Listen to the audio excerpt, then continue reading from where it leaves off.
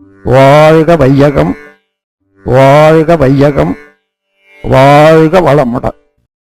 வாழ்க வையகம், வாழ்க வையகம், வாழ்க வளமுடன்.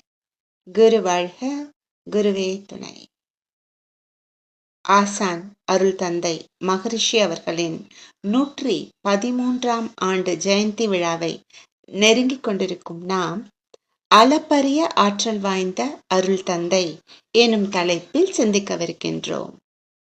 தவத்தில் நிலைத்து அகத்தாய்வு செய்து நம்மை தூய்மை செய்து கொண்டே இருக்க வேண்டும். நிறைமனமாக, அமைதியாக, பொறுமையாக, ஈகையாக, கற்பு நெறியோடு, சமநோக்கோடு எந்த தவறையும் மன்னித்து விடுவேன் அப்படின்னு எல்லாமே அந்த உணர்ச்சி நிலையில இருக்கிற குணங்களை எல்லாம் உணர்வு நிலைக்கு மாத்திட்டோம் அப்படின்னா அது அந்த மேன்மையே தனிங்க. அழுக்காறு, அவா, வெகுளி, இன்னா சொல் அப்படின்லாம் வள்ளுவர் சொல்லுவாங்க. அழுக்காருன்னு பொறாம, இன்னா சொல்னா கடும் சொல், வெகுளினா சினம், அவானா பேராசை. அப்போ அந்த அளவுக்கு நம்ம ஆற்றல் திணிவு பெற்று விட்டோம் அப்படின்னா என்ன ஆகும் அப்படின்னா நம்மளும் அந்த இறைநிலையாகவே மாறிவிடுவோம். இந்த குணங்களை எல்லாம் சுத்தம் செஞ்சுட்டோம் அப்படின்னா என்ன ஆயிடுங்க, omni present, omni potent, omni signed எல்லாம் சொல்றோம். அப்போ அந்த நிலைய அடையிற அளவுக்கு சக்தி நம்ம ஒவ்வொருத்தருக்குள்ளயும் இருக்குங்க.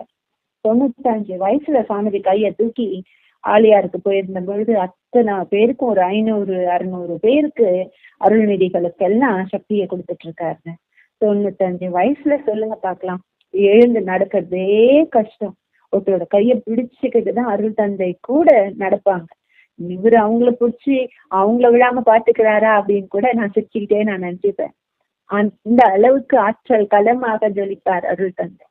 அவ்வளவு பேருக்கும், அந்த 500 பேருக்கும் அந்த ஆற்றல் கொடுக்க முடிஞ்சதுன்னா என்ன பண்ணாருங்க, அவரு அந்த இறைவனாகவே மாறி நின்னாரு.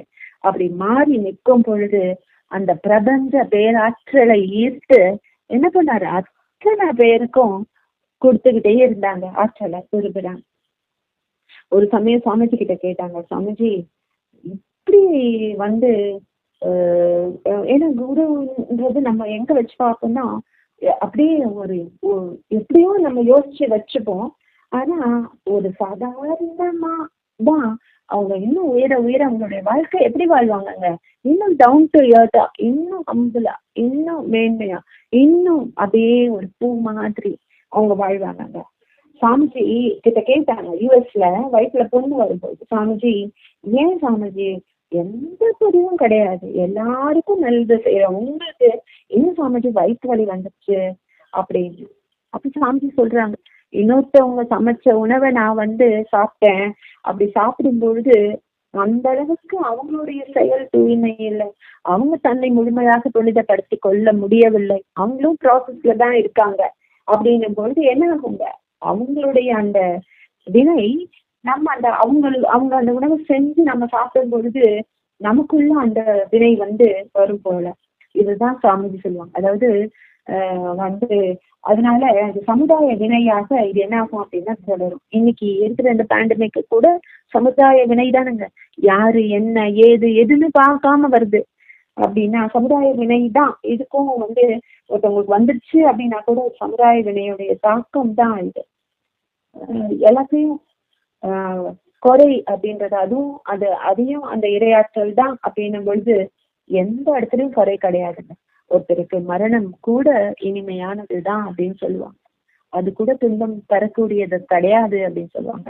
இயற்கை கூட அந்த மரணத்தை கூட வரமாக தான் கொடுப்போம் அப்படின்னு சொல்லுவாங்க. அதனால எந்த அளவுக்கு அந்த